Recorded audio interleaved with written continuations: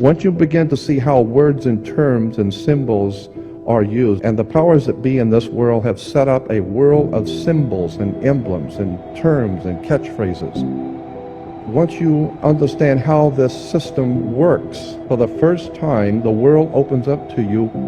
All of it is right in front of you. But if you don't understand what the words are and what the words mean, you're never going to figure out how this stuff works. There's a very sinister, frightening, interesting symbolism that has been imposed upon this country, and the people have no idea in the world what's going on. And I will guarantee you, no matter how educated you might think you are, I will guarantee you, you have no idea in the world how the world actually works. You need to understand that when even on your check, when you're writing a check, the place where you put your name on a check, look at that line, what you're signing on, and get a magnifying glass, and you will find that's not a solid line to sign your name on. That is written, it's a typewritten sentence that's been honed down to microscopic size. Get a magnifying glass and read on a check what is said where you sign your name. One of the most interesting symbols in Druidism was a magic wand. Magic wands were always made out of the wood of a holly tree. It's made out of hollywood. And we're still seeing the magic of the wood of the holly tree. Hollywood. Hollywood. Motion pictures, television. I have discovered many years ago that words and magical systems dominate the world that we live in. There is, in point of fact, a magical matrix at work. I've always been interested in the occult. Occult is simply a word meaning hidden, and so much of our powers in this world and the way things work are hidden. And the more one looks at this subject of how the world actually works, you begin to see that there's a magical system, and I'm telling you, there really is a magical system dominating the world of the Western civilization.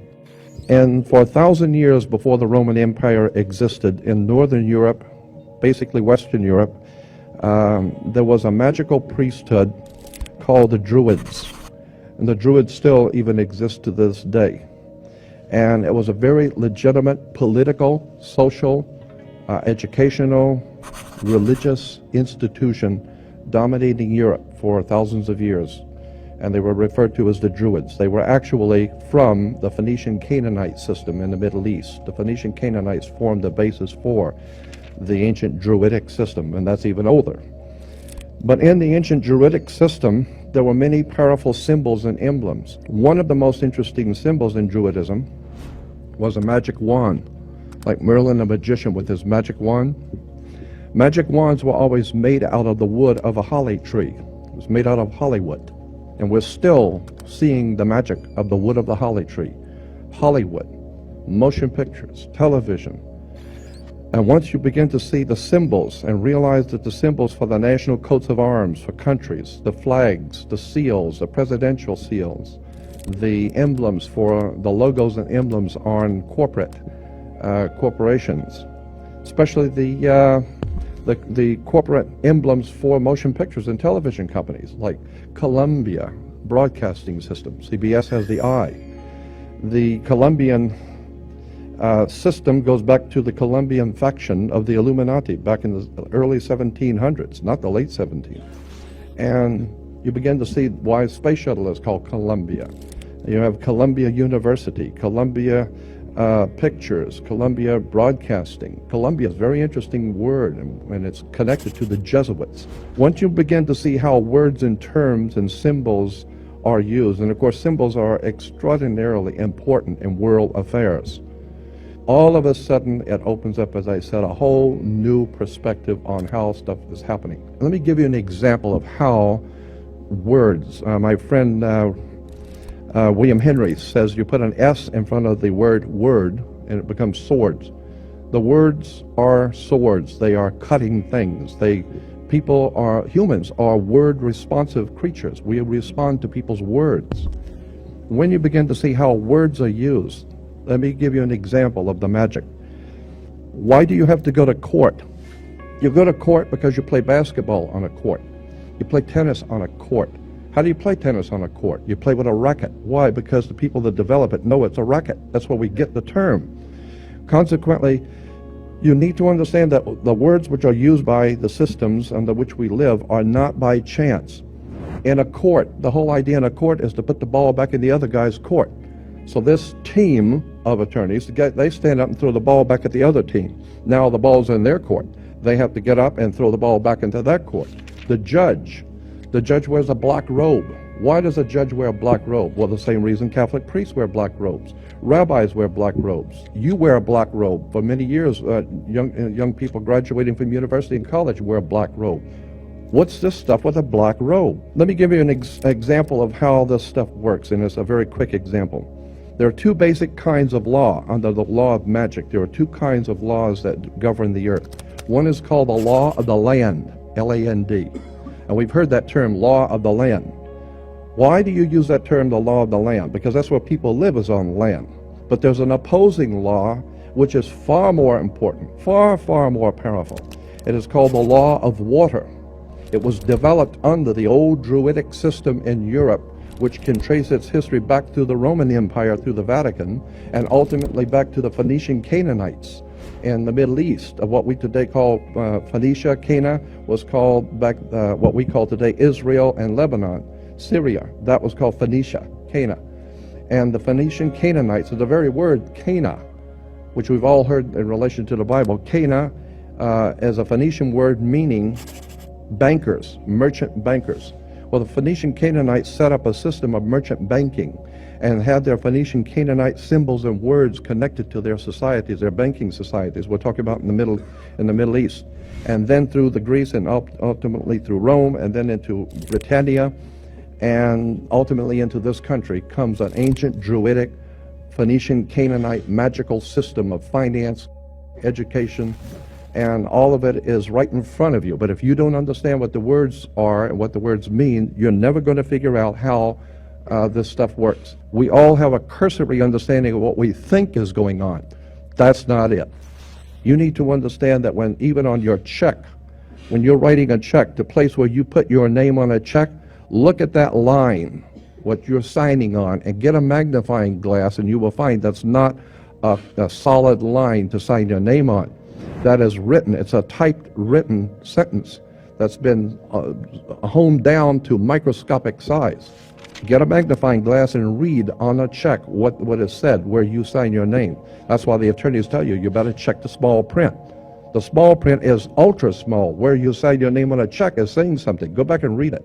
You need to understand that according to the old Phoenician Canaanite system, which we call today our educational judicial system, there is no law in this country or in the Western world, no law, federal, state, county, city, commercial, it makes no difference. There is no law on the books anywhere in this country that applies to you as an individual creature. There is no law, because the people who designed the system thousands of years ago realized that there's two of you. There's the one that your mother gave birth to, that God created, so to speak, and even your mother didn't know what you were doing. Even your father and your mother have no idea what you're thinking or what you will do. You don't even know. So consequently, they have no control over you, your flesh and blood self. But somebody has to control this show, and so consequently, the ancient Phoenician Canaanites developed a system by which they would assign to every person a second you. And this is the way it works in America. There is two of you. Just as there are two states in this country, of every state is two states. You have the state of Nevada and Nevada State. You have Cal State, California State, and State of California. Not the same thing at all. California State, according to the law, is one thing. State of California is totally different. Has nothing to do with each other at all. It's the difference between being a lawyer and an attorney. Has nothing to do with them at all. It's totally separate words, means totally separate things. Consequently, when you understand how words and terms are used and symbols are used, then we go back to the idea of the court. And as I said, there is no law in this country on any books that applies to you. None. All law in the Western civilization applies only to cooperations, co-ops. All law applies only to corporations, period. across the board. No other, end of sentence. Consequently, there is no law that applies to you personally, so consequently, the system has made each one of you a corporation. And how now do you distinguish which one, when someone's addressing you, that they're addressing you as the one that your mother gave birth to, or the corporate you? Very simple. According to British law, when you sign your name, upper and lower case, that is applying to your body. Your flesh and blood self is spelled, according to British and American law, upper and lower case, capital letter, lower case. That's you, your personal self. There is no law that can be applied to an upper and lower case name, period. No law at all can be applied to an upper and lower case name because there is no law over you. Therefore, every piece of important bills, insurance, driver's license, identification, taxes, I don't care what it is. If it's a piece of business, period, in any kind of way, shape, or form, your name must, by law, international maritime admiralty banking law, your name must appear in all capital letters. You will never get a bill or anything that has your name upper and lower case because there is no law that applies to an upper and lower case name, period. So if Sears is going to send you a bill, if you go into Baskin Robbins or Sears and you order a pair of shoes, what are you going to do? They're going to give you a ticket, and you're going to put it on your bill, and then they're expecting you to pay the bill. And consequently, they're going to charge you. Well, that's the same thing. You go into a courtroom. They're going to read out the charges. And the cop gave you the ticket, and you have been charged with speeding or whatever. And therefore, you have to pay the charge. Well, once you understand that in America, according to our laws in America, you cannot pay a bill. Did you know that? According to international banking law, Americans cannot pay a bill. So when you say, well, I got to pay this, I'll pay that bill, well, that's a term that we use. But in point of fact, lawfully, you cannot pay a bill. You can discharge a debt. You cannot pay a bill. So consequently, you need to understand, what do you mean discharge a debt? Now it gets back to the court again. Now it gets back to the symbols and emblems of why the judge wears a black robe. It has to do with the planet Saturn. Saturn is the god that inhibits. He's the inhibitor and the law god, the god of law who inhibits, who holds back. He holds back everything and teaches you a lesson the hard way. Saturn. And women were told in the ancient world to listen to their god Saturn, who incidentally was called Lord of the Rings. Okay? And consequently, they're still making movies in Hollywood on Lord of the Rings, the planet Saturn. Women were told to listen to their god, the Lord of the Rings, so they were wearing an ear ring.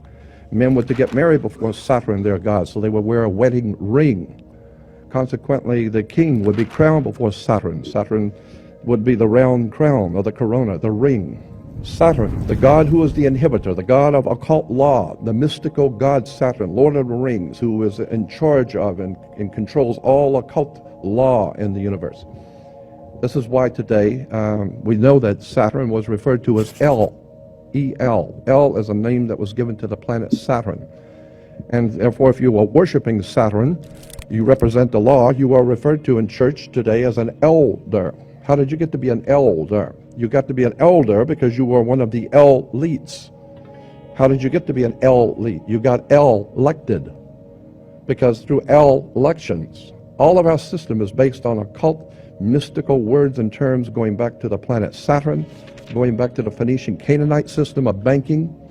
Incidentally, where do you find a bank? We go to banks all the time. Where do you find a bank? Banks are on both sides of a river. They're called river banks. What does a river bank do? It directs the flow of the currency. Your money is referred to as the currency. This is why when you go to court, you have the current, electricity, because it's the juice. And if you don't have the juice, you don't have it. So if you don't have the juice, you can't capitalize. And capital is a Latin word, meaning money.